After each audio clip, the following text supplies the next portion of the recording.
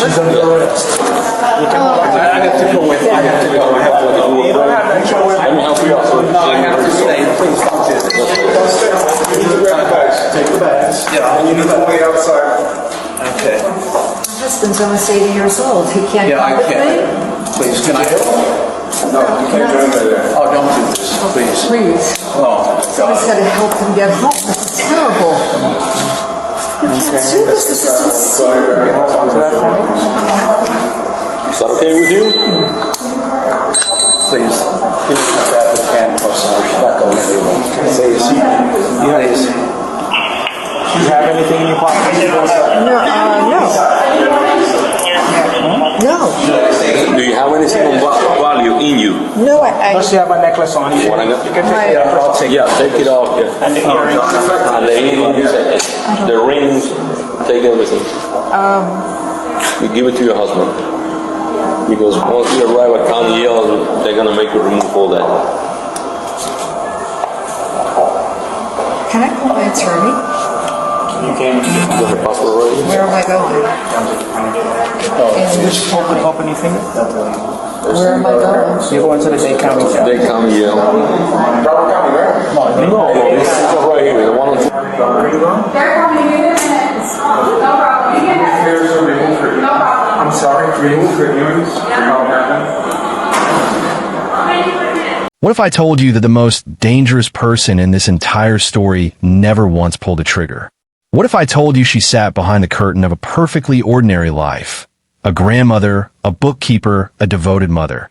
And that underneath all of that, the evidence would eventually suggest she was the quiet engine driving one of the most carefully calculated family conspiracies in modern American criminal history. What if I told you that when the FBI finally decided to test her, just to see how she would react, she failed that test so spectacularly that the phones of an entire family lit up within minutes? What if I told you this woman walked into an airport with a one-way ticket to a country with no extradition treaty with the United States, while the forces she believed she had outsmarted had already been watching her every move for years? Her name is Donna Adelson. And this is the story of how a family's obsessive need for control became the very thing that unraveled them. One phone call, one coded conversation, one signed check at a time. Stay with me, because what you are about to hear is not just a true crime story. It is a masterclass in what happens when people believe they are smarter than the system, and the system quietly, patiently proves them wrong. Before we go any further, if you're new here, welcome to Dark Trail Files. This channel exists for one reason: to follow the evidence wherever it leads, no matter how dark the trail gets. We go deep. We leave nothing out. We give you the full story, not just the headlines, not just the clips. If that is the kind of truth-telling you're looking for, hit subscribe right now. We drop these full, deep dive investigations regularly, and you do not want to miss what is coming. Share this video with someone who loves true crime. And now, let's get into it. To understand Donna Adelson, you first have to understand the man at the center of everything. This story does not begin with a conspiracy. It begins with a marriage, a divorce, a custody battle, and a family's refusal to accept the outcome. Daniel Eric Markel was born on October 9, 1972, in Montreal, Canada. He earned his law degree magna cum laude from Harvard in 2001, and by his late 30s was one of the most respected legal minds in his field on the faculty of Florida State University College of Law. His essays appeared in the New York Times and the Atlantic. His students adored him. But beyond the accolades, Dan Markel was a devoted father. His two young sons, Benjamin and Lincoln, were everything to him. He met Wendy Adelson through a Jewish dating service while working in Washington, D.C. They married in 2006 and moved to Tallahassee, where both taught at FSU. From the outside, a perfect match. Two sharp legal minds. Two young boys. A life full of promise. But the marriage deteriorated. In September 2012, Wendy filed for divorce. Dan returned from a business trip to find his family gone and divorce papers on his bed. Wendy had moved herself and the boys to her parents' home in Coral Springs. She wanted to relocate permanently to Miami, close to her family. A judge denied that request. The divorce was finalized in July 2013 with 50-50 custody. But the legal filings did not stop. Over money, over access, over everything. And then Dan made a move that struck at the very heart of the Adelson family. In early 2014, he filed a motion seeking to limit Donna Adelson's unsupervised access to his children, alleging she had been making disparaging comments about him to the boys. A court hearing was scheduled. It was continued before a new date was ever set. Dan Markel was murdered before that hearing was ever rescheduled. Ask yourself, is that a coincidence? Or is that a timeline? Friday, July 18th, 2014. Tallahassee, Florida. Dan Markel starts his day the way he always does. He drops his 2 boys at daycare at 8:50 a.m. He drives to Premier Health and Fitness Center, arrives around 9:12 for his regular workout. An ordinary Friday morning. He finishes, drives home to his house on Trescott Drive in the quiet Benton Hills neighborhood, pulls into the garage. His phone rings, he answers it, chatting with a friend, and then he sees something that stops him. He tells the person on the phone that there is someone unfamiliar standing in his driveway. He mentions it almost casually, and then the person on the other end hears something they will never forget. A loud, muffled grunt, then silence. The line goes dead. Dan Markel has just been shot twice in the head. At 11:02 in the morning, a neighbor calls 911. He has heard the shot, rushed to the scene, and found something that will stay with him for the rest of his life. This is the 911 call that first told the world something had gone terribly wrong on Trescott Drive. A neighbor, an ordinary person, describes in real time what he is seeing in that garage. Listen to his words. Listen to the shock beneath them. This is the moment the quiet neighborhood of Benton Hills stopped being quiet forever. 911, what's the address of your emergency case then? Okay, tell me exactly what happened. We heard and looked in, the garage door was up, and I thought the gentleman was backing out, and I went back to my house, but he never backed out, and I came back over, and his driver's side window is shattered, and he's battered and can't answer.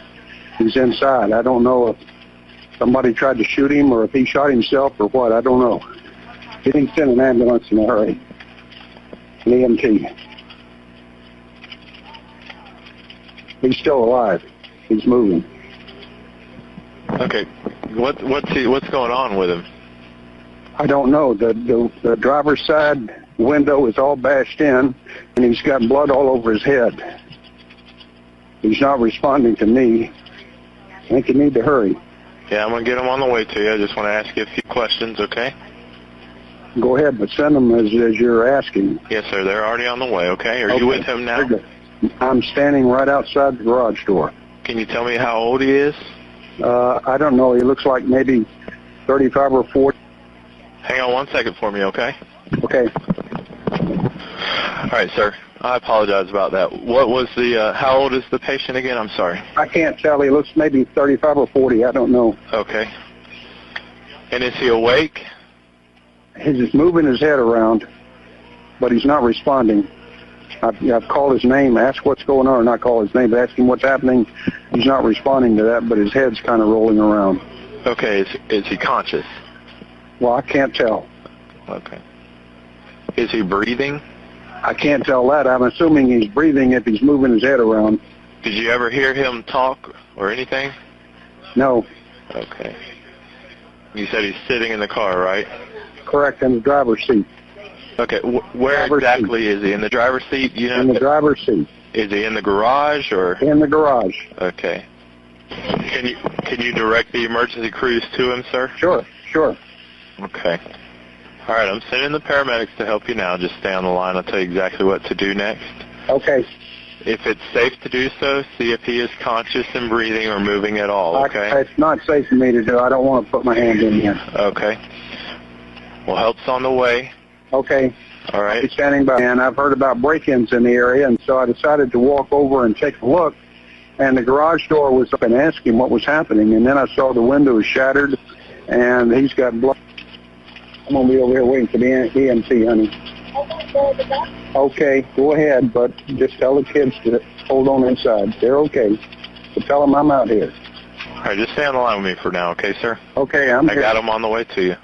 Very good. I'm standing at the street, so if I see him coming down the street, I can direct him right in. So he won't respond to you at all? Not you to me. holler at him In the or window, yeah. He didn't respond, but his head kind of moving around. But Okay. I've walked away from the car right now. I'm standing at the street, so And he's no. okay. He's inside. The window's shattered. The garage door was up. Okay. Where is the vehicle dispatched from? I'm not sure. Give me a second. I'll try to see where they are, okay? Is he still moving around? I don't know. I'm standing at the street now trying to wait for your vehicle. Did you say you were checking on where it was? Yes, sir. Or where it's coming from? hmm Where is it coming I from? got, I'm checking. Okay. Got several people on the way. Looks like one person's coming from McClay Road. Okay, well, it may take them a while to get here then. We're close to the hospital, so... hmm So you're saying his head is bloody now? Yeah, it's been bloody. I mean, it's... The window shattered. I don't know if he's tried to shoot himself. I don't know what the situation is. And it's the driver's side window, correct? That's correct. He's still moving around, so he's alive. Okay. Looks like I should have an officer coming up the roadway. Okay, well, we need EMT. Well, the officer's going to be there first. They're not going to come until we figure out what's going on, but they're on the way as well, okay? He better be if this guy's got a shot living. Yes, sir. They're on the way as well, okay? Yeah, it looks like he's could be an officer now. Is he there? Yeah, he's just coming up right now. Okay. I'm going to go ahead and let you go, sir, okay? Okay, very good. Thank you. That neighbor described what he found. Dan Markel slumped over in the driver's seat. Garage door still open. Engine still running. Blood on his head. The window shattered. Completely unresponsive. Emergency responders rushed Dan to a local hospital. He clung to life for hours. He died early the next morning, July 19th, 2014. He was 41 years old. His two boys were toddlers. The autopsy confirmed the details. Dan had been shot twice at intermediate range, between 6 and 30 inches away. Once in the forehead, once in the left cheek. This was not random. This was deliberate, targeted, and calculated down to the distance between the barrel and the man. Investigators moved immediately. They confirmed Dan Markel was the intended victim. Nothing was taken. This was not opportunistic. Someone had come to that street that morning with a specific purpose. And the neighbor who made that call gave them their first real lead, a light-colored Toyota Prius he had seen backing out of Dan Markel's driveway, driving away in the moments after the shot. For months after July 18, 2014, investigators worked quietly and methodically. They released a surveillance image of the Toyota Prius. They pulled footage from businesses, city buses, and traffic cameras along the roads Dan and his unknown followers had traveled that morning. The Prius had a SunPass toll transponder, a device not commonly used in Tallahassee at that time. Investigators pulled toll records for every matching Toyota Prius heading into Tallahassee around the time of the murder. The trail led to a rental company in Miami. The car had been rented by a man named Luis Rivera from July 15th through July 21st, 2014. A second phone number on the rental contract next to the word brother led to Sigfrido Garcia, two men from the Miami area connected to the Latin Kings gang. Cell phone records placed them in the vicinity of Dan Markel's neighborhood the night before the murder. Surveillance footage placed the Prius following Dan from the gym to his home that morning. An unnamed witness had seen the two men in a Tallahassee motel in June 2014, weeks before the killing, and recalled seeing Rivera with a revolver handgun, the same type of weapon investigators believe was used. Two men, a rental car, a motel, a gun, a trail from Miami to Tallahassee and back. But the deeper question, who had pointed these two men at Dan Markel, would take years to fully answer. The answer was buried in the financial records of a family dental practice in Tamarack, Florida. The neighbor who made the 911 call that morning did not simply disappear into the background of this story. Years later, he would stand before a jury and say what he saw, making the events of that Friday morning vivid and real again for 12 people deciding Donna Adelson's fate. This is the testimony of the neighbor who was first on the scene. Years after that morning, he sat in a courtroom and described what he witnessed in precise, quiet detail. Watch the weight of it land. Watch the jury as the reality of what happened in that garage becomes something they can no longer keep at an abstract distance. Geiger, please raise your right hand to be sworn, sir. Do you swear or affirm the testimony you're about to give will be the truth? Yes. You may take your seat. Please speak loudly and clearly for the jurors. You may examine the record.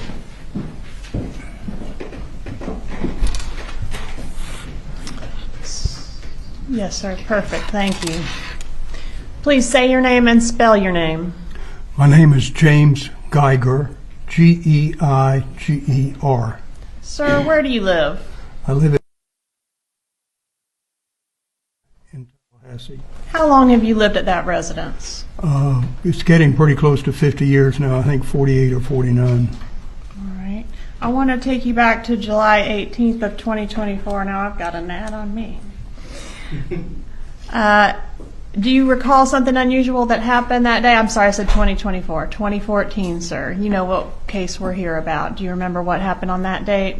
Yes, I do. All right. Could you please tell our jurors how something unusual first got your attention? It was a Friday morning, about 10:30. My wife and I were sitting in our living room looking out towards Trescott Drive, out to the street. And as we were sitting there, we were doing something with our iPads, and we heard a noise, a popping, loud sound, bang sound, and we immediately got up and walked to the front. We have a big picture window. Walked up to see if we could determine what had happened and where it had come from. We weren't sure it was to the right or to the left. And, all right, let me pause you right there and show you a couple photographs that I have as marked as states 1, 2, and 3.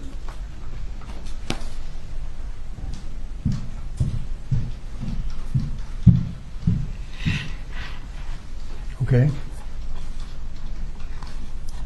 Do you recognize these photographs, sir? Yes, I do. Are these fair and accurate photographs of your residence at that time, as well as the view from the window you've described? Yes, it's true. Judge, at this time I'd ask to admit 1 through 3 and publish. Any objection? No objection, Your Honor. States 1 through 3 are admitted.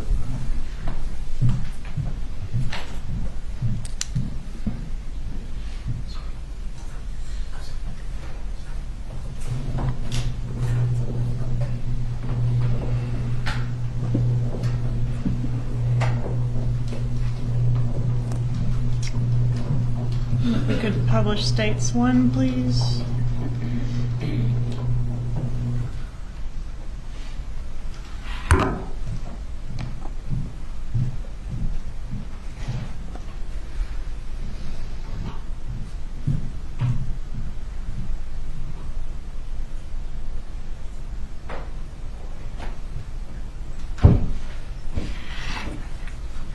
All right, sir, so if you could just explain, give me that pointer, please, what we're looking at in this photo, and I've got a pointer here, if that's of any assistance to you. Push the middle button, you get a red dot.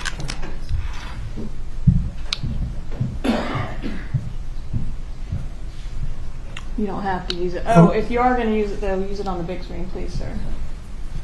All right, so just describe what we're looking at in this photo, states 1. This is taken from Trescott Drive. The house on the right is my house, and the house on the left was Danny's house. Okay, and the bay window that you've described, is that what is pictured in this portion of the photo right here? Yes, sir. Yeah, that's correct. Publish states 2, please.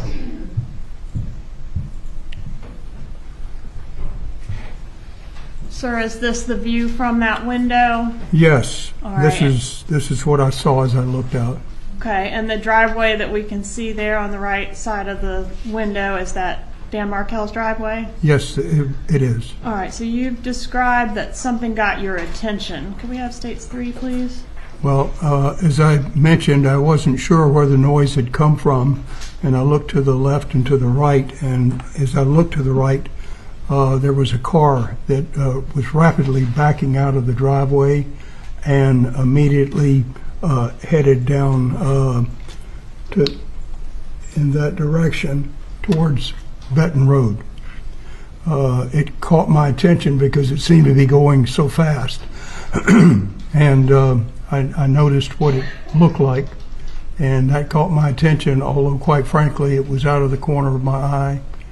It appeared to be a Prius, a light-colored Prius, maybe silver or white. Okay. So if something got your attention, what was that? Well, that was what got my attention, and then... Was the vehicle itself? Excuse me? Was the vehicle itself, or some noise preceded you seeing the vehicle? Well, initially we had heard this loud noise, which we weren't exactly sure it was. It could have been a gunshot, we weren't sure.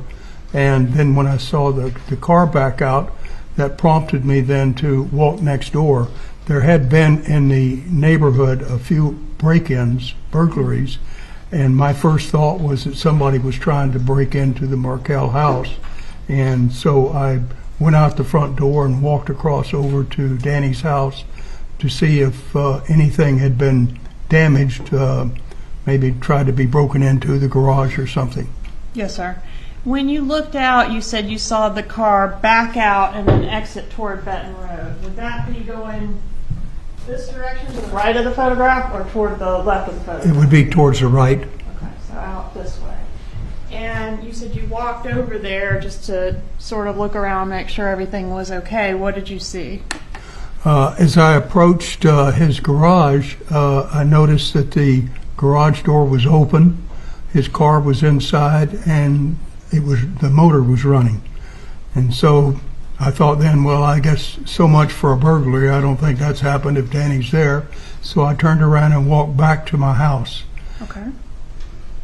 What happened next?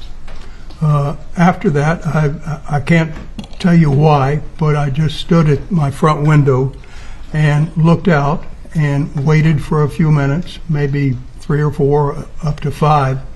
And for some reason, it just didn't quite seem right. Danny hadn't backed out, and I thought by this time he should have backed out of his driveway, and he didn't. And so I said to my wife, I think something just seems wrong. I'm going to walk back over. And so I did that. All right. And what did you see when you got over there?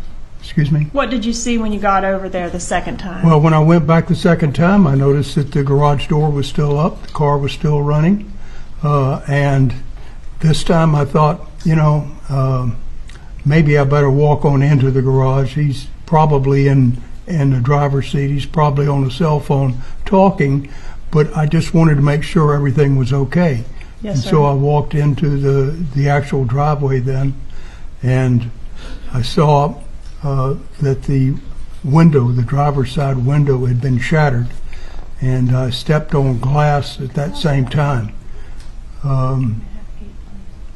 As I looked inside, I saw a bloody head, and the head was slowly moving back and forth, rolling back and forth, left to right. And I hollered immediately, "Danny, what happened?" And I didn't get any response other than the head rolling, and so I hollered again, Danny, what's happened?" Still nothing. And at that point, I knew that I had to get the emergency medical team there as quickly as I could. I reached into my pocket to pull out my cell phone, which is where I normally keep it, and it wasn't there, and I thought, gee, I've left it back on the couch at the house. And so I quickly dashed back to the house, got the phone, and called 911. How many minutes do you estimate elapsed between the time you saw the Prius backing out, or really I should say the time you heard the loud bang, to the time that you were able to reach 911? Less than 10 minutes, more than 5 minutes, somewhere in there, I would say.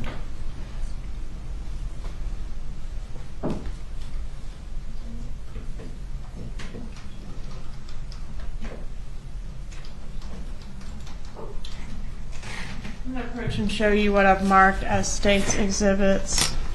4, and then I also have 6 and 7.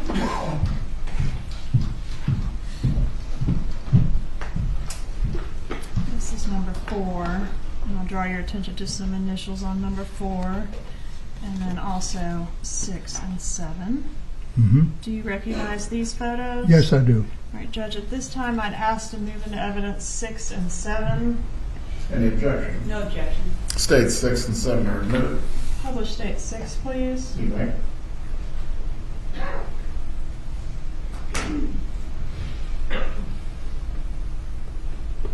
Sir, is this how the vehicle was positioned when you went over there and found Mr. Markel so badly injured? Yes, that looks correct. Publish state 7, please. Was the doors to the vehicle are open in this photograph? Were they open or closed when you went over? No, they were all closed. Okay, closed, and the only window that was damaged was that the driver's side window? That's the only one I saw. That's if there were some others, I didn't look at any other windows. I just simply saw the driver's side that was completely shattered. All right, yes, sir. And State's Exhibit 4, is this consistent with the type of vehicle that you observed in the driveway backing out that day? Yes, it was, although I didn't quite see that angle. Okay. Judge, at this time I'd ask to introduce States 4. Objection to States 4. No objection. Admitted at this time.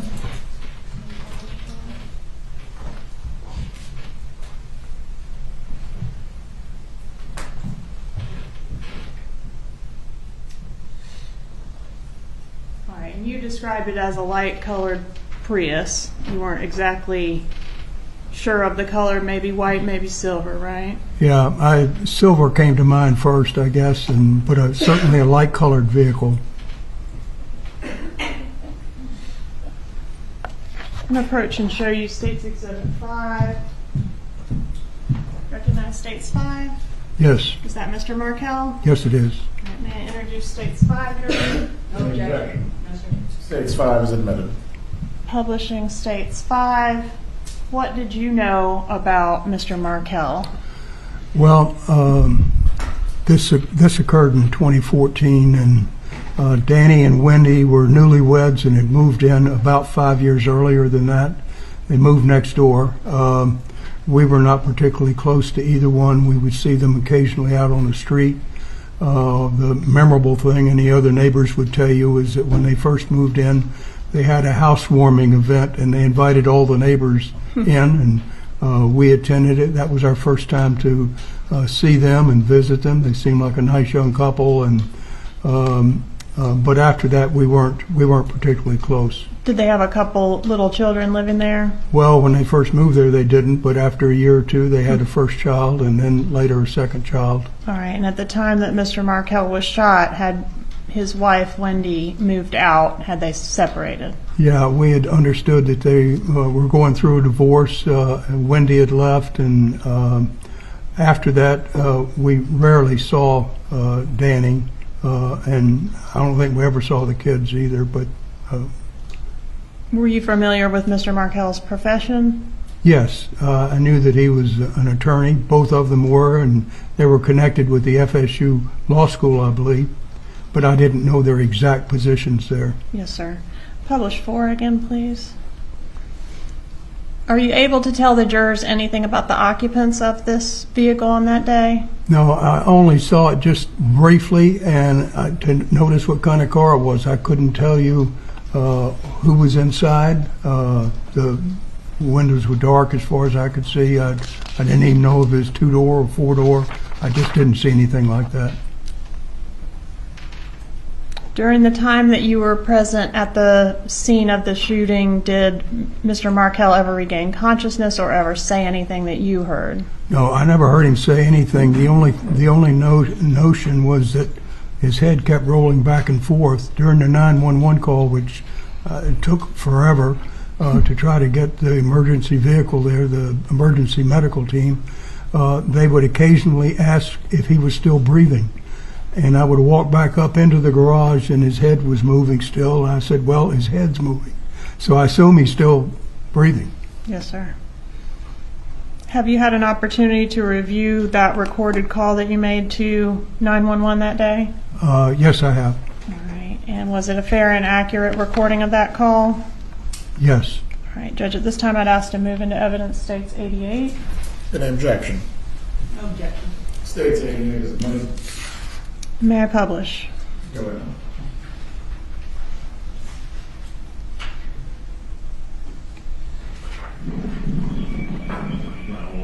What's your emergency? It's right next door at my house, which is 2122 Trescott Drive. Can you repeat that for verification? 2122 Trescott Drive, the T. Okay, the phone number you're calling from? I'm calling from 850-212. Okay, tell me exactly what happened. We heard a loud bang and a car pulled away from next door. I came over and looked in, the garage door was up, and I thought the gentleman was backing out, and I went back to my house, but he never backed out, and I came back over, and his driver's side window was shattered, and he's battered, and can't answer. He's inside. I don't know if somebody tried to shoot him, or if he shot himself, or what, I don't know. And it was at this location, correct? Right next door. I'll give you mine. I don't know his address. It's next door. Okay. He didn't send an ambulance in a hurry. EMG. He's still alive. He's moving. Okay. What's going on with it? I don't know. The driver's side window is all bashed in. He's inside. The car is running, and he's got blood all over his head. He's not responding to me. That number, by the way, is 2116. 2116.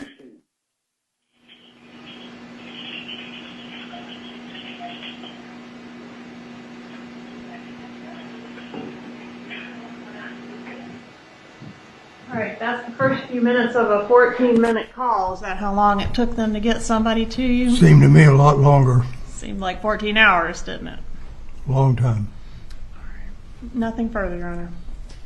Cross-examination for Mr. Geiger. No question, Your Honor. Mr. Geiger, you may step down, sir. Is he released from his subpoena? Will anyone need to recall him for any purpose? He's released, Your Honor. Have a good day, sir. His account was one of the foundational pillars of the prosecution's case. Not because it pointed to any specific person, but because it made undeniable what the defense could never dispute. Dan Markel did not accidentally die. He was shot by someone who had come specifically to find him. By May 2016, investigators had built enough to act. Sigfrido Garcia was arrested near his Miami Beach home. Luis Rivera was already in federal custody on unrelated charges. In October 2016, Catherine Magbanua was arrested. Rivera eventually took a plea deal, 19 years in prison, concurrent with his existing sentence, and agreed to cooperate with investigators. He said the arrangement was made because the lady wants her 2 kids back. She wants full custody of the kids. The total payment was approximately $100,000. Garcia was the triggerman. Rivera drove. Garcia was convicted of first-degree murder in 2019 and sentenced to life in prison. Magbanua was convicted in 2022 and received the same sentence. And now investigators turned their full attention to the people the evidence kept pointing toward: the Adelson family.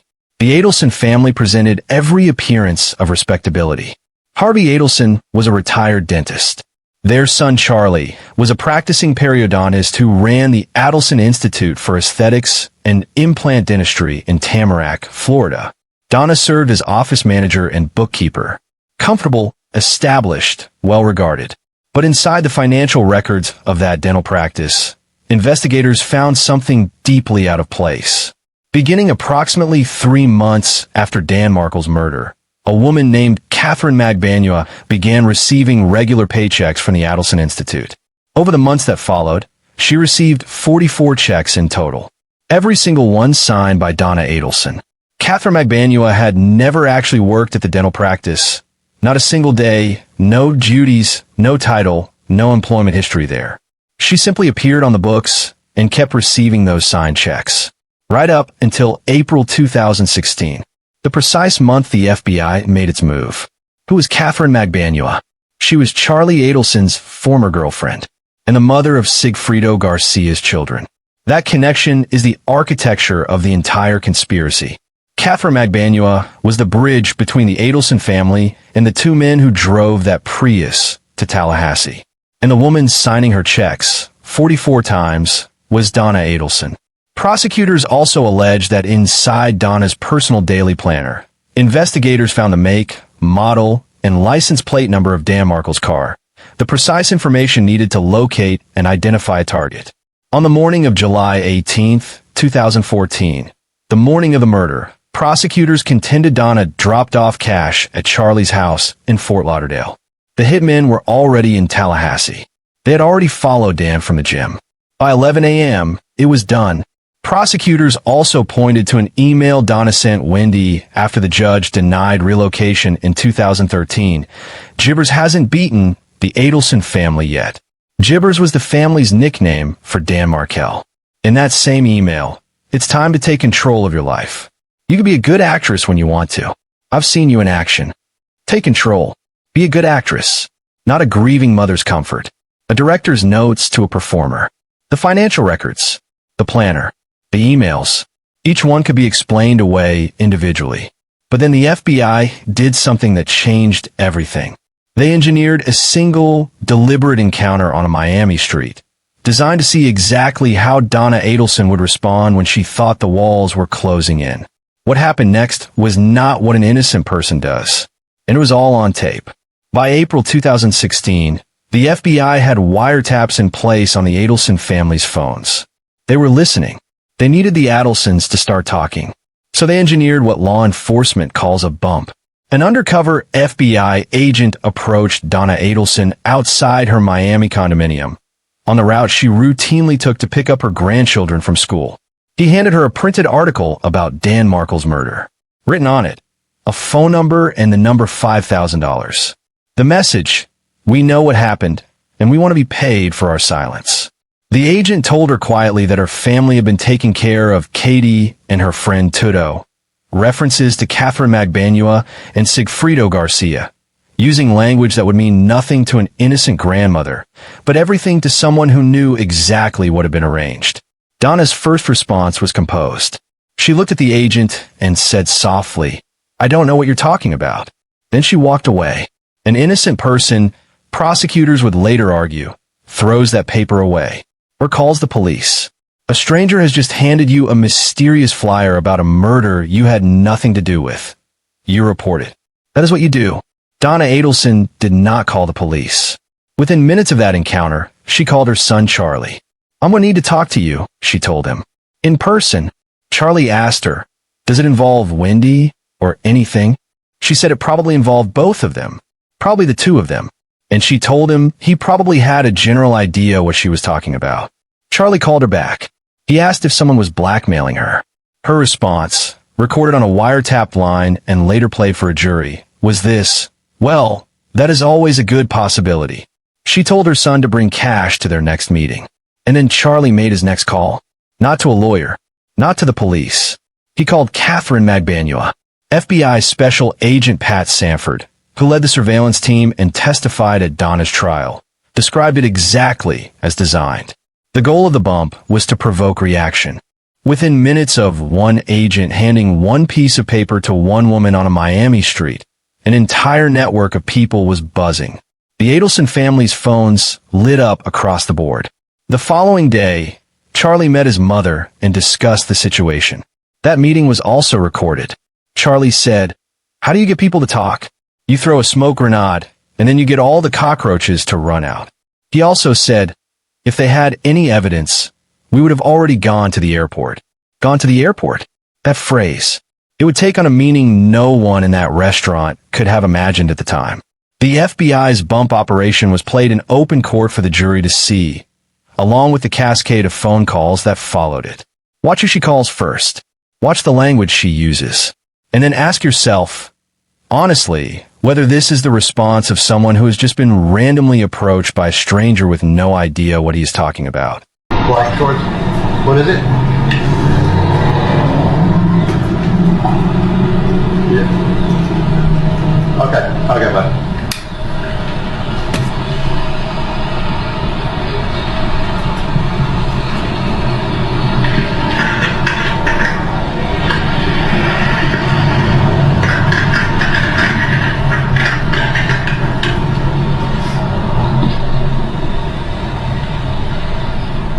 Excuse me, Mrs. Adelson? How you doing? Just want to give you this. Listen. Ew. You're scared. No, don't be scared.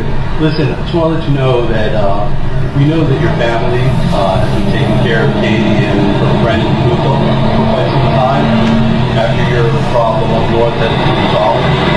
And I want to let you know that my brother, he's incarcerated. He helped your family with this problem you guys had up north. And we want to make sure that he's going through some rough times. We want to make sure that you take care of what he's going through, the way you're taking care of Katie and Tuzo. Well, this will explain it. Thank you.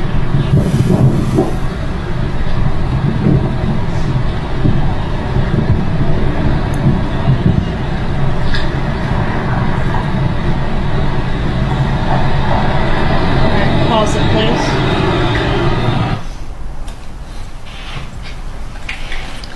Does the defendant remain under surveillance for some time after this?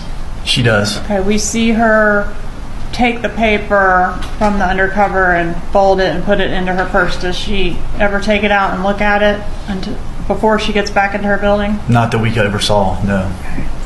And does she make any phone calls once she goes back into her building? When she goes back into her building, she does. And who is the first person that the defendant calls after the bump? Charlie Adelson. Right, is that call A? It is. Okay, publish call A, please. Hey, Hans. Tonight after work or some other time in the very near future, I need to meet with people with you. Okay. Okay. Did someone write a letter to you or something? I've got some paperwork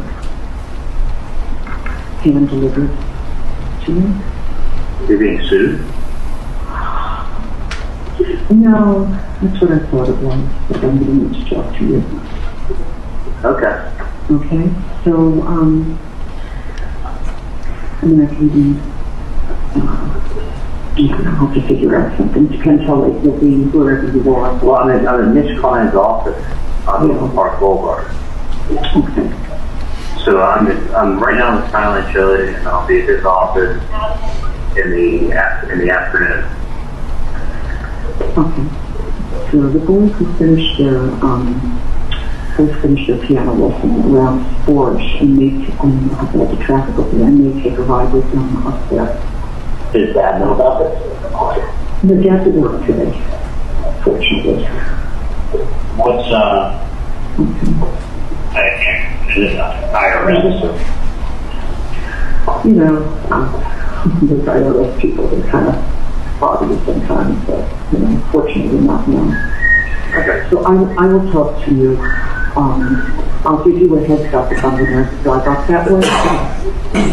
Okay? And, Is Wendy down there? Is it involved Wendy? No. So let me just talk to you later, and What is it? Is there health okay? Yeah. Does it involve me or other people? Well, probably both of us. What's that? Probably the two of us. So you probably have a general idea what I'm talking about. So let's just find some time to talk to each other and take the boys for a ride, okay? You're going to take the boys up there? No, I think I can come home. I think I can get here till about 7 once the dad gets here. So this morning did you talk to me today? He or tomorrow, and it's important. All right. What's the plan? I'll be up at Mitch Klein's office. You want to come up? Oh yeah, for really late. I'm just concerned that I just have to get up there and get back in time for Lindsay to get them. Sometimes she gets out a little earlier, but not because it's coming out here. Can I ask you a question? Whose paperwork sent from? I see that, that's great. It was something that came hand to hand to me. I asked it to go on today. Was it anonymous or? No, oh no, it's not anonymous. It's not anonymous. I just don't want to discuss it. Oh, sorry. Right, whatever it is. It's silly, but if you want, I wouldn't bother you, trust me. Yeah. Do you want me to come down to see you tomorrow? I get the day off. Yes, that would be wonderful. Dad actually works later tomorrow. You know, he goes in at 1 o'clock. We both work out at the gym from 9:30 to 10:30. So whatever it is, I'll take a look at the paperwork. Yeah. I hope it's not the IRS. I just would like you to review it and give me some input as to what your thoughts are. Okay? So come down tomorrow. Dad leaves at 12, so anytime after 12 is good. 12 tomorrow? Yeah, he leaves at 12. He starts at 1 there, so 12, 12:15. I'll come down after that. I can hang out with you and see you next week. That would be great. Perfect. All right. I'll talk to you later. Love you coming by.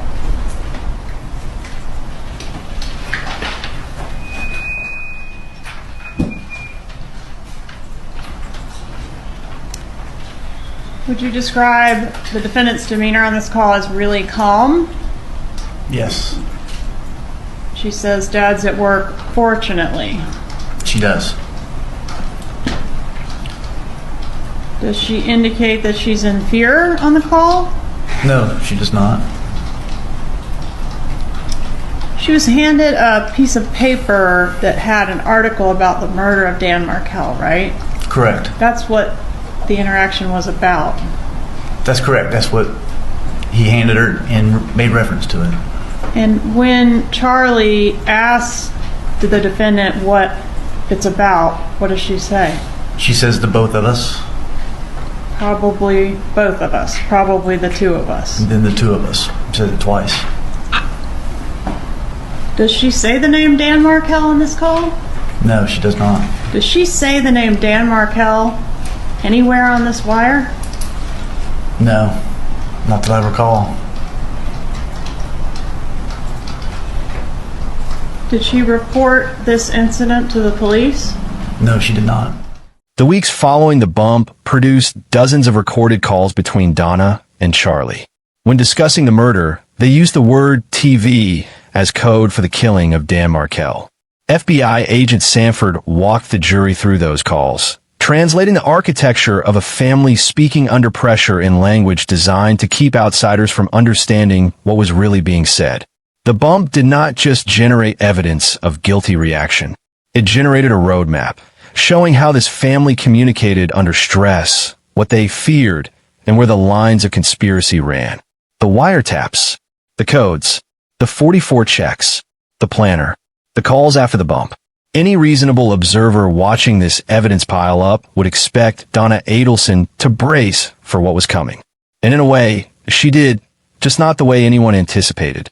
When her son was finally convicted, she did not wait for justice to find her. She bought a plane ticket, one way, and the destination told investigators everything they needed to know. On November 6th, 2023, a jury convicted Charlie Adelson on all 3 counts: first-degree murder, conspiracy, and solicitation. He was sentenced to life in prison. His parents were in that courtroom. They heard the verdict.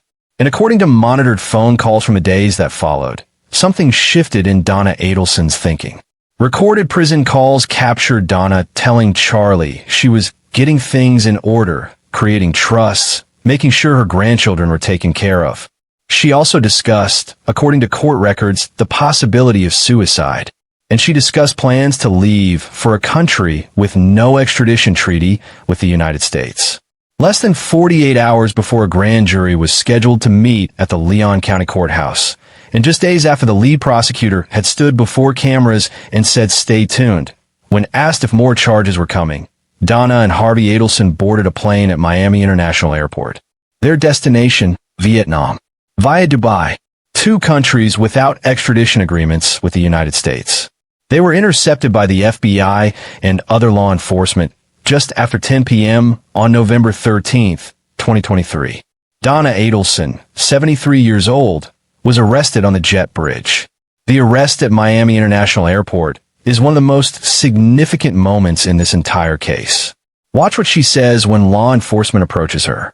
Watch her composure, and then consider what it means that she was on that jet bridge at all, with a one-way ticket on a night when a grand jury was 2 days away from convening. Because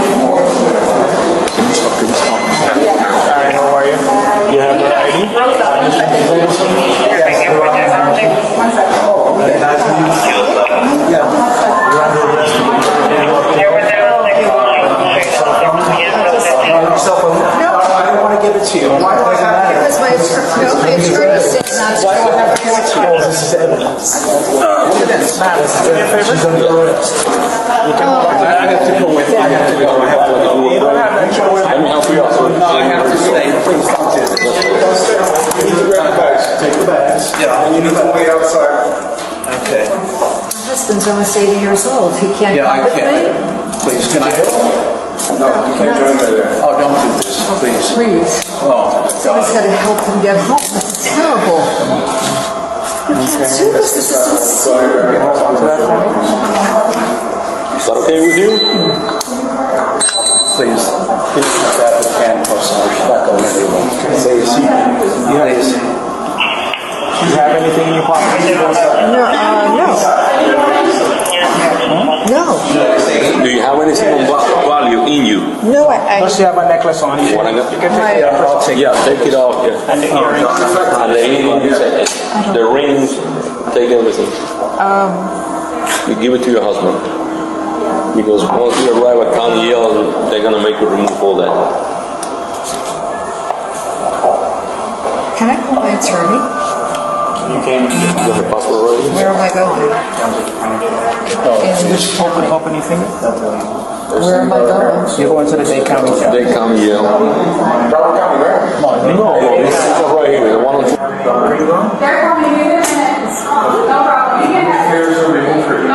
I'm sorry, remove your earrings. How happened? Yeah. I'll call. Get in an Uber, go home. I will. Take I it will. easy. I will. All right? Yes. Here, hon. If there's anything else in her person that she wants to. Oh, it's coming, sweetheart. It's coming. Just a second. Do you have her driver's license by any chance? I'm sorry? Her driver's It's in my Yeah. it's in my purse. Yeah. How it is? Yeah, then you could give it.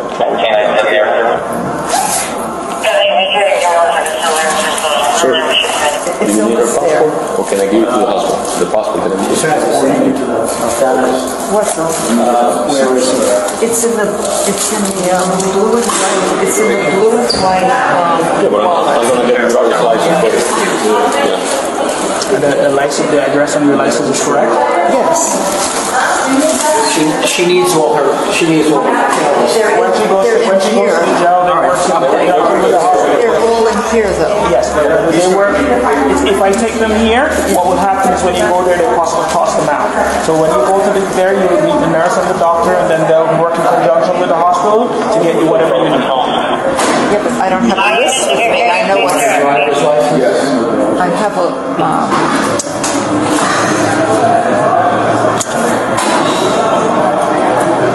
Is it multiple or is just one or two? No, there's a bag of medication in here. Is that what you're asking me? No, I know. I was just trying to find out if it was like one or two. Yeah, if it was one or two, then she maybe could take the name down. Do you need anything else from her? Can I ask you Or we're good to something? Can someone just get my husband outside and So I'll get her. There's a gentleman here with a system in any way there. By the way, I'll be okay. I have the ring. Hold on.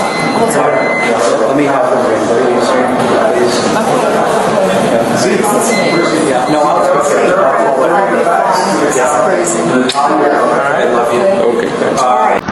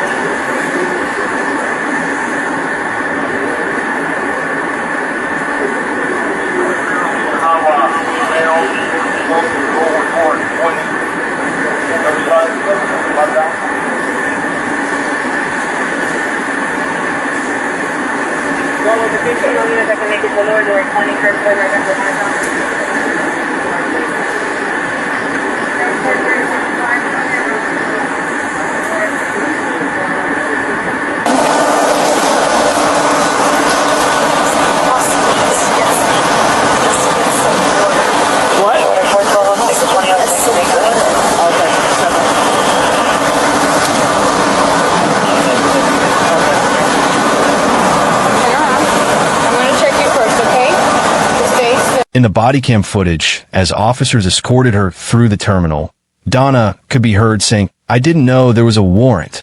She was charged with first-degree murder, conspiracy, and solicitation, the identical charges her son had just been convicted of. The defense would later argue the trip was innocent. A family friend suggested one-way tickets because they were cheaper when the return date was flexible, and the Adelsons had plans to return for their grandson's bar mitzvah in January. Donna called Vietnam a place of peace. She said she could not think straight after her son's conviction. But prosecutors had the receipts. A WhatsApp conversation with Vietnam Visa, Indochina Sun Travel, showed Donna requesting a fast-track emergency visa, an extended stay visa for a country with no extradition treaty, less than 48 hours after her son's conviction. The judge who denied bail wrote plainly, "The purchase of a one-way ticket and the seeking of a fast-track emergency visa for a country without extradition clearly demonstrated an intent to flee." Donna Adelson remained in custody from that night forward, awaiting trial. Donna Adelson's trial was initially scheduled for September 2024. On the very first day of jury selection, her attorney, who had also represented Charlie, withdrew due to a conflict of interest. The trial collapsed before it began. She found new counsel and started over. The trial finally began on August 22nd, 2025, more than 11 years after Dan Markel was shot in his garage. She was 75 years old. The prosecution, led by Chief Assistant State Attorney Georgia Kappelman, built its case over 8 days. Text messages, emails, wiretapped phone calls, financial records, the FBI bump recordings, and witnesses that included one of the actual hitmen, a jail informant who claimed to have heard Donna confess, and her own estranged son, Rob Adelson. Rob took the stand against his own mother. When he told her he had spoken to the FBI, her response was, "Well, you don't know anything anyway." He testified that after the murder, Dan Markel's name simply did not come up in the Adelson household. When he mentioned an arrest in the case, Donna said, "I don't know and I don't care. It doesn't concern me." Rob said his mother called him on his anniversary, 2 days after one of the hitmen's arrests, and showed no concern about the news at all. He had to bring it up himself 3 times before it registered. Wendy Adelson also testified. She denied any knowledge of a plot to kill Dan. She confirmed her mother had pressured her to testify in ways that would help Charlie. She said she had not spoken to her mother since November 2023. And when asked whether anyone in her family who had anything to do with Dan's death should be held accountable, including herself, she said yes. The defense argued there was no direct evidence Donna had planned or funded the killing. Attorney Jackie Fulford told the jury Donna was a meddler, not a murderer. The jury would reject that framing entirely. One of the most revealing moments came when Donna wrestled publicly with whether to testify. She told the judge directly, "I am not prepared to make that decision. This decision affects the rest of my life." The judge gave her additional time and accommodated multiple requests. Ultimately, she chose not to take the stand. Her son Charlie had testified at length in his own trial. She did not follow his lead. Throughout the trial, there were multiple moments where the judge had to step in firmly and directly. One of those moments involved Donna raising concerns about the fairness of the proceedings from the defense table itself. Watch how the judge responds, and watch Donna's face in the moments between the exchanges. Wanted was a level playing field, but the court wanted the trial here in the hotbed of Tallahassee. I sat through 3 days of jury selection. 180 potential jurors were asked if they had developed an opinion in my case. Those that answered yes also added, "I believe she is guilty." Not one person, not one, said, "I think she may be innocent." That should have been a clue to the court to grant our motion for a change of venue, but the court denied the motion. One of my jurors admitted during jury selection that she had background information concerning what one of the state's witnesses would be testifying about. Why was she allowed to be on my jury? What moment? Another juror. Mrs. Fulford. Oh, I didn't hear you. Mr. Zellman. Again, this has nothing to do with elocution of any sort. This is a raising of grievances, which are properly given to the appellate court. What does any of this have to do with sentencing? Could I have just one moment, please? Turn that phone off or step out. Georgia Kappelman closed the state's case with an analogy that jurors apparently found compelling. She asked them to imagine a child covered in powdered sugar. That, she said, is pretty good evidence they ate a donut. She said the evidence against Donna Adelson was largely circumstantial, but Donna was covered in it. The 44 checks, the planner with Markel's car information, the coded calls, the airport, the WhatsApp visa request, and Kappelman told the jury something else. She noted that when Donna's estranged son Rob told her he had spoken to investigators, Donna replied, "You don't know anything anyway." After the bump, she told her son to bring cash. She dropped off money at Charlie's house the morning of the murder. She was paying for a murder, Kappelman said. She knew it was going to be a murder. 8 days of testimony. Mountains of recorded evidence.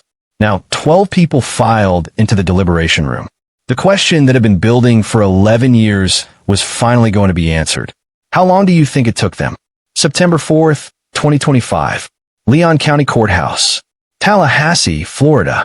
The jury deliberated for just over 3 hours. The same amount of time, almost exactly, that the jury in Charlie Adelson's case had taken before returning guilty verdicts against him. When they returned to the courtroom, the room held its breath. The judge began to read. Count 1, first-degree murder. Guilty. Donna Adelson gasped. Her hands went to her face. She began to sob. The judge told her she needed to control her emotions and briefly remove the jury from the courtroom to allow her time to collect herself. Her attorney placed his hand on her shoulder as she wept. Count 2, conspiracy to commit murder. Guilty. Count 3, solicitation to commit murder. Guilty. Guilty on all 3 counts. 3 hours. That was all. Dan Markel's family, present in that courtroom every single day of the trial, received the verdict with quiet dignity. Dan's mother, Ruth Markel, gave a victim impact statement within minutes of the verdict being read. She expressed the profound grief that had shadowed Dan's family for more than a decade. Georgia Kappelman spoke to the press outside the courthouse. She said she felt honored to deliver this result for the Markels. When asked whether Donna's trial would be the final prosecution in the case, she paused. And then she said exactly what she had said 2 years earlier, right before Donna was arrested at the airport. Stay tuned. Juror number 6, Evan Higginbotham, a 24-year-old engineering student who changed his major to pre-law after this trial, later described the deliberations. He said they spent the bulk of their time on the first count alone. He went in already leaning toward guilty. He cited Rob Adelson's testimony, the phone records, and the FBI bump as the most decisive evidence. I think it was how they presented that evidence in the trial that laid out everything to finally land me a guilty verdict. October 13th, 2025. The same courtroom, the same judge, a different kind of moment. Donna Adelson stood in a blue jail jumpsuit and addressed the court for the first time since the verdict. Her composure, in sharp contrast to the sobbing, gasping woman from September 4th, was fully restored. This is Donna Adelson's sentencing statement, her first public words since the verdict. Listen carefully to the beginning, where she speaks about Dan Markel, and then listen even more carefully to where the statement turns. Notice when the grief becomes a grievance. Notice when the focus shifts from a man who was killed to the woman standing before the court. Ask yourself whether what you are hearing is remorse, or one final attempt to control the story. She can remain at council table. Thank you. I'm going to move the microphone.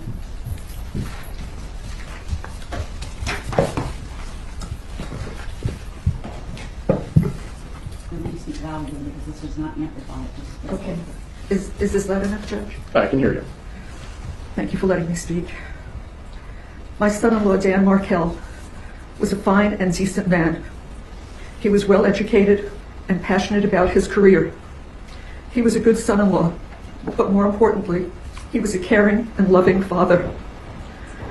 On July 18th, 2014, his car was followed, leaving his home. It should have been just like any other day, an ordinary day in the life of Ben and Lincoln's father, but it wasn't. He didn't know when he left his boys off at daycare that would be the last time he would see them, and the last time they would see him. He didn't know when he went to the gym afterwards that would be the last time he would exercise. And he didn't know when he drove home that his life would end within minutes. Danny wasn't just being followed, he was being hunted. He was brutally murdered in broad daylight, sitting in his car, in his garage, by vicious killers. I cannot imagine the terror he felt when he saw a gun pointed at him through the window of his car. I cannot conceive of his heroic efforts to stay alive during the hours after the attack. Danny died in the early morning hours of July 19th. His death is a loss to his children, his parents, his sister, all of us in his family, his friends, his colleagues in the legal community, and to his students at FSU Law School. Danny's boys each have a photo of themselves with their Abba, their dad, beside their beds. They grew up kissing the framed photo and saying, "Good night, Abba, I love you."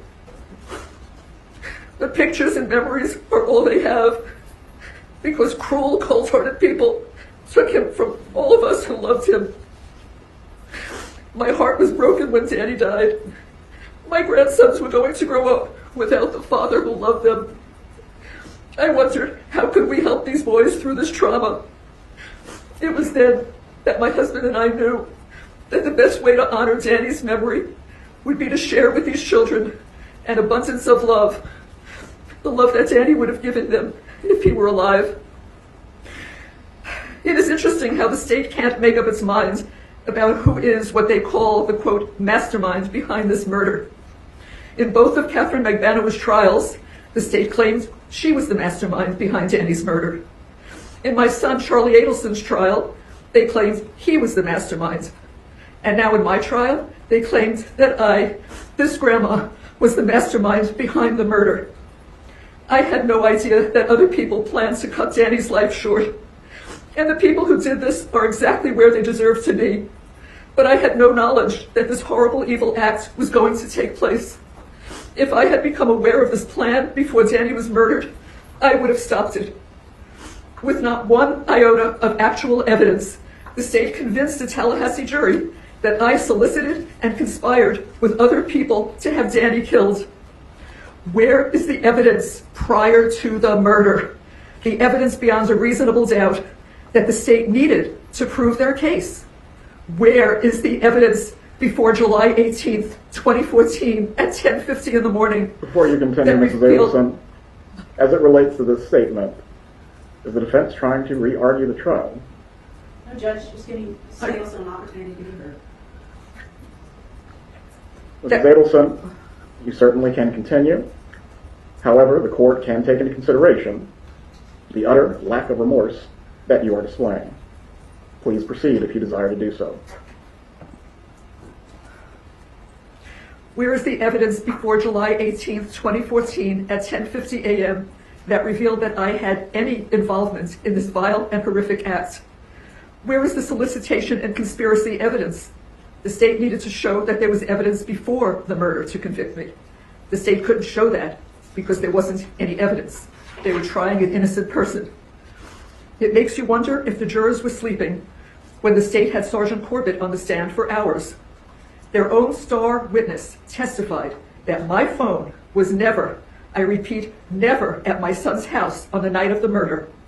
The state's theory that my husband and I dropped off money to my son was blown out of the water by their own witness. And yet, the state continued to push that story, that lie of the so-called money drop to the jury through the remainder of the trial. And the jury bought into it, hook, line, and sinker. Reasonable doubt. Many months ago, my attorneys filed a motion for a change of venue. An expert witness testified that Tallahassee had been barraged with over 9 years of negative social media, printed news, television news, and podcast publicity about my family. He explained to the court, both with evidence and demonstratives, that for me to receive a fair trial, it needed to be held in any of the researched and designated areas in the state of Florida other than Tallahassee. All I wanted was a level playing field, but the court wanted the trial here in the hotbed of Tallahassee. I sat through 3 days of jury selection. 180 potential jurors were asked if they had developed an opinion in my case. Those that answered yes also added, I believe she is guilty. Not one person, not one, said, I think she may be innocent.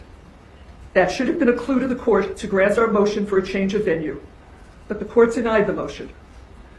One of my jurors admitted during jury selection that she had background information concerning what one of the state's witnesses would be testifying about.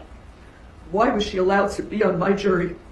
What moment? Another juror. Mrs. Fulford, Oh, I didn't hear you. Mr. Zellman, again, this has nothing to do with elocution of any sort. This is a raising of grievances which are properly given to the appellate court.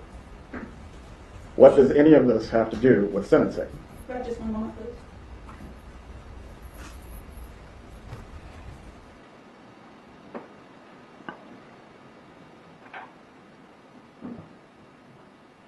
She said, my son-in-law, Dan Markel, was a fine and decent man. He was a good son-in-law. More importantly, he was a caring and loving father. His death is a loss to his children, his parents, all of us in his family, his friends, his colleagues in the legal community, and his students at FSU Law. My heart was broken when Danny died. And then her statement turned. She questioned the state's evidence. She noted that across the different trials, the prosecution had characterized different people as the central mastermind. First Charlie, then Magbanua, then her. They claimed that I, this grandma, was the mastermind behind this murder, she said. Where is the evidence prior to the murder? She was composed, measured, almost strategic, right up until the very last moment, the performance held. And then Harvey Adelson spoke. Harvey Adelson, Donna's husband, who has never been charged with any crime in this case, came to that sentencing hearing with a prepared statement and a specific message for the judge. What he said, and what he was stopped from saying, tells you something important about how this family continues to process what has happened. Watch what unfolds when he begins to speak. Thank you, Judge, and respected officers of the court for allowing me to speak. I have been Donna Adelson's husband for over 50 years. My wife sacrificed everything so that she could pour her heart and soul into our children, our grandchildren, and our marriage. This summer was our 54th wedding anniversary, and I had to spend it without her, hand in mind. She has done nothing wrong, and yet is being punished for a crime that she did not commit. I thought we lived in a different kind of world, but I guess I was wrong. I have listened, watched, and sat in the courtroom for the entire trial, and I could not help but scream in my mind by the witnesses that were brought forward by the prosecution who told outright lies. I didn't know that you could lie in a courtroom, but apparently you can. Danny's parents contend that they have never seen their grandchild. But for years they say they've never seen her. But Wendy has shared with me pictures and videos and letters from their visits. They have suffered immensely at the loss of their son, but they also contend to tell lies to the court about our grandchildren. Donna has always been a loving and caring wife and is innocent of the charges. A biased judge and jury were influenced by years of one-sided news pieces and social media. Doctor, Ms. Fulford, this has nothing to do with the character of the defendant or relates to sentencing. May I just 1 moment, please? Go ahead. Oh,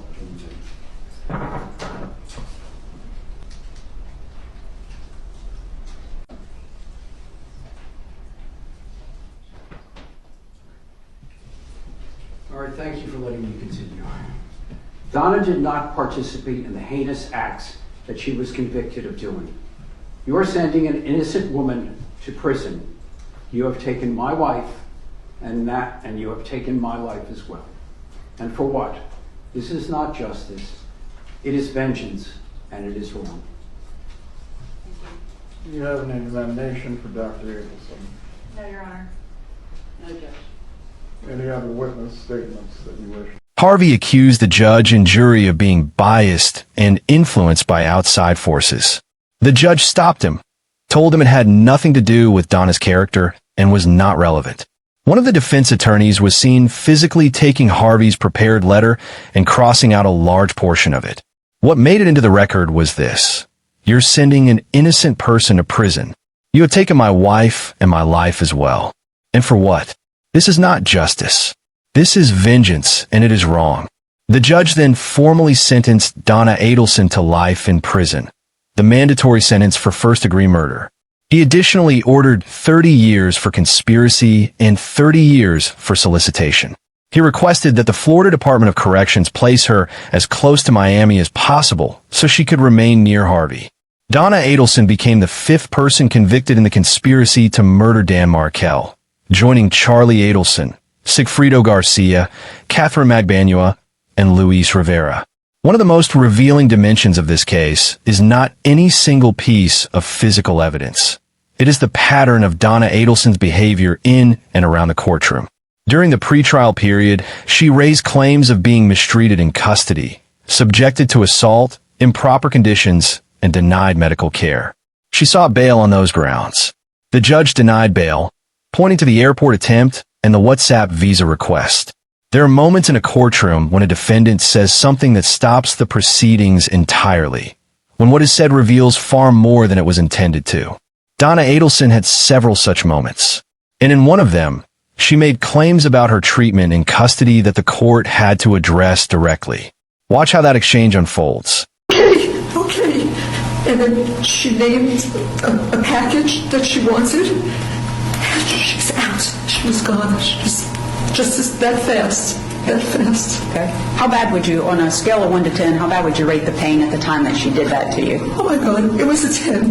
Okay. I didn't know my arm could reach that far back. Okay. And what did you do after she did that to you?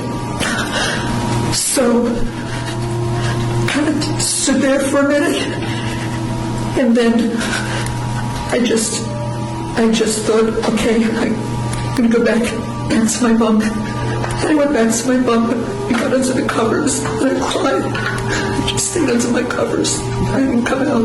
Okay. Where were you at, first of all, when that took place? In October. So I was in the bathroom. It's 10:30 at night. I went in to brush my teeth. There are three sink stations in the bathroom. Each one has 4 sinks. And I was at the center station with my back to the door, and I'm a righty, so I was holding right hand, and I was balancing myself with my left hand on the sink, just brushing my teeth. That's all I was doing. And what happened? And my left hand away from the sink, and twisted my arm, and like jerked it behind my back, like with my neck. Okay. And did it hurt? Yeah, it hurt. Okay. What happened? It hurt. And I said, "What are you doing?" And she's in the same breath that she did that with my arm. She said, "You're going to buy me commissary." I said, "I'm going to what?" And she said, "Those pretty white teeth knocked out of your mouth, you're going to buy me commissary." 9 or 10, somewhere in the morning. Okay, and when she told you that she didn't have any sick call forms for you to request a Band-Aid and you would need to get it from the night nurse, approximately what time does the night nurse come? So the night nurse comes anywhere from 11:30 to 2:30 in the morning. 11:30 p.m. to what time? 2:30 a.m. To 2:30 a.m. Right. And in the meantime, you were supposed to use the feminine pads? I called my husband. He told me to elevate my arm, to wash it. The judge also specifically cited, during sentencing, the careful planning that the evidence showed had gone into this crime. That observation was not made casually. It reflected what 8 days of testimony had built, a picture of deliberate, sustained, methodical action. Not impulse, not passion, planning. Judges rarely editorialize during criminal proceedings. But in Donna Adelson's case, the presiding judge made specific and pointed reference to the planning evident in the evidence presented. Watch what he says, and notice how the defense responds, or does not. Please rise.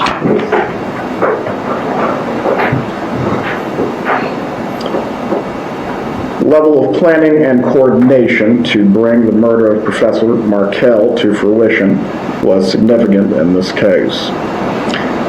These were not crimes of chance or opportunity, and these crimes also required you to conspire with your son and others. You certainly can choose to deny your involvement and maintain innocence. The court finds the evidence in this case is clear. You will be sentenced accordingly this afternoon. The jury has found you guilty on charges of first-degree murder, conspiracy to commit first-degree murder, and solicitation to commit first-degree murder, and the court previously adjudicated you guilty as to these same charges on September 4th of this year. On count 1 of the indictment for first-degree murder, you are hereby sentenced to life imprisonment without the possibility of parole or release pursuant to sections 782.04 and 775.082 sub 1 sub A Florida statutes. On count 2 of the indictment, conspiracy to commit first-degree murder, you are hereby sentenced to 30 years in Department of Corrections that will run consecutive to count 1. The court will also sentence you to 30 years in Department of Corrections on count 3. Counts 2 and 3 are to run concurrently. The planning was not something prosecutors had to infer. It was in the 44 checks. The daily planner with Dan Markel's car information. The email telling Winnie to be a good actress. The cash dropped off the morning of the murder. The coded calls after the bump. One piece at a time, a puzzle that assembled itself into something the jury could not unsee. With the verdict in and the life sentence handed down, you might think the story is finished. But both Donna and Charlie Adelson have filed appeals. And there is one person, one name that has appeared in every single trial connected to this murder. who has testified under immunity and has never been charged with a crime. The story is not over. And that single fact should make you ask a question this entire case has been building toward. This case was built without a confession from Donna Adelson. No recorded admission. No letter in a drawer. No moment where she said, "I did this. I planned this." And yet, the jury deliberated 3 hours on a first-degree murder charge, unanimously, on all 3 counts, because the evidence, taken together, told a story that required no confession. 44 checks signed by Donna to a woman who never worked at the practice. A personal planner with Dan Markel's car make, model, and tag number. An email telling her daughter to be a good actress. A call after the bump where she told her son to bring cash. An airport departure with a one-way ticket to a country without extradition 48 hours before a grand jury was set to convene. A WhatsApp message requesting a fast-track emergency visa. A son, Rob, who heard her say, "You don't know anything anyway," when he told her he had spoken to the FBI. Individually, you argue around each one. People sign checks. People take trips. But together, these are not scattered coincidences. Together, they form something. And 12 people spent 3 hours in a deliberation room and believed they knew what that something was. Now here's the question this case keeps asking. Not about guilt, a jury decided that, but about something deeper. Donna Adelson, by every account, was a woman who prided herself on control. She coached wanting to be a good actress. She kept a meticulous planner. She ran the books at the dental practice with precision. She signed 44 checks. If you believed you could control everything, and that was how you had lived your entire life, how long before you started believing you could control even this? There's a name in this case that has appeared in every courtroom, every proceeding, every trial connected to Dan Markel's murder, and has never appeared on a charge sheet. Wendy Adelson, Dan Markel's ex-wife. The woman at the center of the custody dispute prosecutors described as the motive for everything. In the hours immediately after Dan Markel was shot, when he was brought to the police station for questioning, and in the moments inside that building, she made a phone call. Security camera footage from inside a police station captured a call Wendy Adelson made in the hours after Dan Markel was shot. This footage has been analyzed, discussed, and debated in the years since. Watch the body language. Listen to what is said and to what is not said.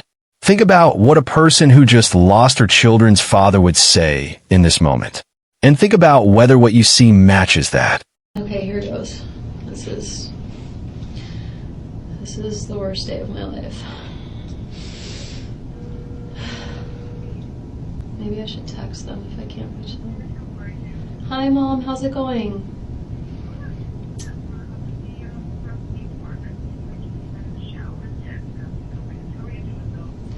Mom, I need you to sit down. I am fine. The boys are fine. I need you to sit down. I'm fine, and the boys are fine. Danny has been. You can put me on speaker. Yeah. Danny has been shot. And I don't think he's gonna make it. And so I know. So I found this out around 1 or 2 today, and I'm at the police station, and I'm trying to help them figure out who may have done this. The boys are fine. I had Lynn and Alan pick them up from school, and they're with Lynn and Alan right now. And I'm gonna leave here soon and go be with them. But I really need you to come here and be with me. But I want you to either fly, obviously you can't leave right now, but I need you to get yourself together. If it's too much to drive, I'd really rather that you flew up. I'm at the police station, and I'm gonna leave soon and be with the boys before they go to bed. They're with Alan and Lynn, and they're totally fine. Yeah, the boys are fine, but they don't know anything yet. in his house. I know. I know. So I just need you to calm down before you get in the car, okay? Okay, so, and it's, it's evening, so if you want to come here tomorrow, I have a lot of people that'll, be here with me, and, we'll have a lot of support. So I want you to take your time and just be safe in getting here, but I'd like you to come when you can, okay? Yeah. Okay, all right. I love you.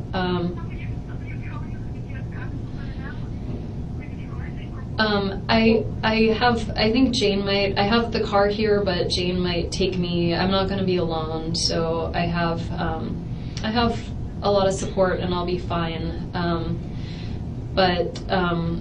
Yeah, if you could just come here, that would be great.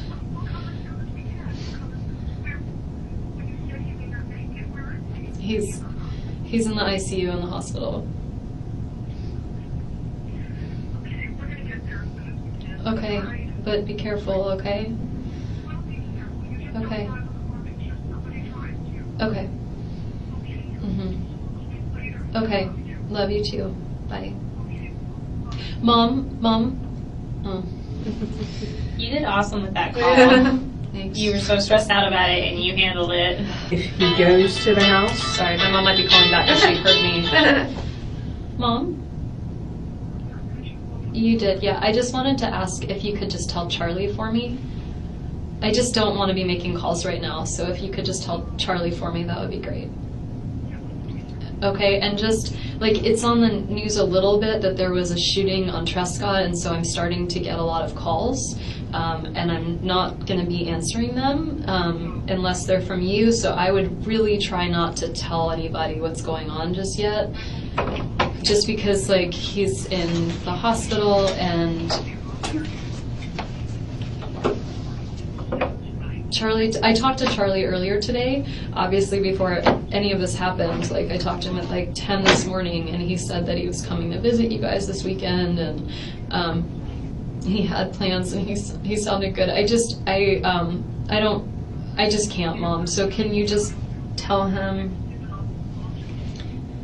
Yeah, just tell him for me, and then I'm sure I'll talk to him soon. But I don't want to be on the phone unless I have to right now. Okay. Okay, all right. Love you too. Bye.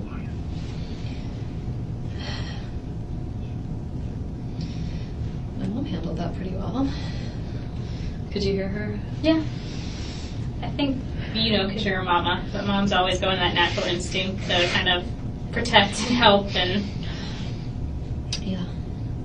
I'm waiting to hear from you whenever you can. That's Jane. When she says she's here if I need company or a ride, do you think she meant here metaphysically or here in the lobby? No, I think I would hope metaphysically. And again, remind me, Jane's the neighbor down the street Jane. Whoa. What kind of a rude way to say it.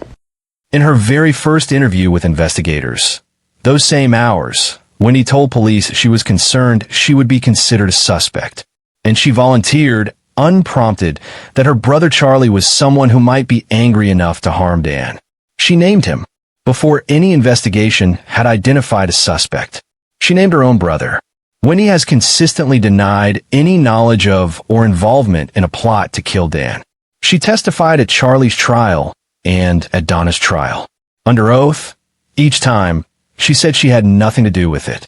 When asked at Donna's trial whether anyone in her family who had a role in Dan's death should face consequences, including herself, she said yes. Prosecutors have officially described her as an unindicted co-conspirator. She has never been charged. State Attorney Jack Campbell said, "We will continue to work and make sure every person who is responsible, we can hold them accountable." Kappelman has said stay tuned twice now. Whether those words apply to Wendy Adelson remains the most significant open question in this case. In the years following the murder, Wendy changed her sons' last names from Markel to Adelson. She said it was for their safety. Dan Markel's parents have said they hope Donna's conviction opens a door to reconnecting with their grandchildren. That door, as of early 2026, remains closed. For years, Donna Adelson controlled the story. She was the concerned mother, the devoted grandmother. She signed the checks, wrote the emails, made the calls, managed the image, all from a distance that felt for a very long time completely safe.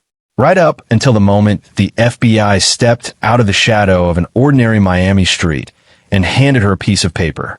From that moment forward, the story started controlling her. The call she made, the code she used, the decision to reach for a plane ticket rather than face what was coming. Each choice recorded, documented, and eventually played for a jury that took 3 hours to decide they had seen enough. Donna and Charlie Adelson have both filed notices of appeal. Both are serving life sentences while that process plays out.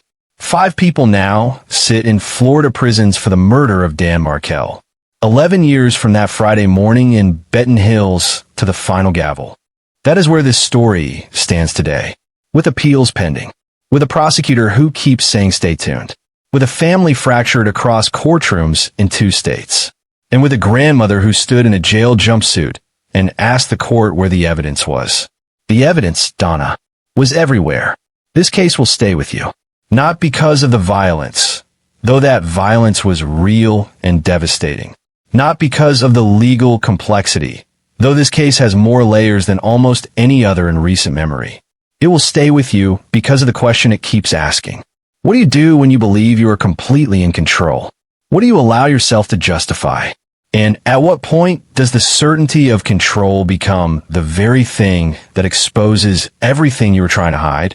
Donna Adelson believed she had managed the narrative. The emails, the codes, the carefully chosen words. The persona of the devoted grandmother who simply cared too much. And then the FBI handed her a piece of paper on a Miami street, and watch what happened next. The truth is patient. It waits. It collects. And eventually, it plays every recorded phone call, every signed check, every coded word for 12 people sitting in a jury box. And it lets them decide. 3 hours was all they needed. You have been watching Dark Trail Files. If this story moved you, if it made you think, if it made you look twice at something you thought you understood, share this video. Subscribe to this channel. Because there are more trails to follow, and we're not done yet. The truth does not stop. And neither do we. Dark Trail Files. Keep following the trail.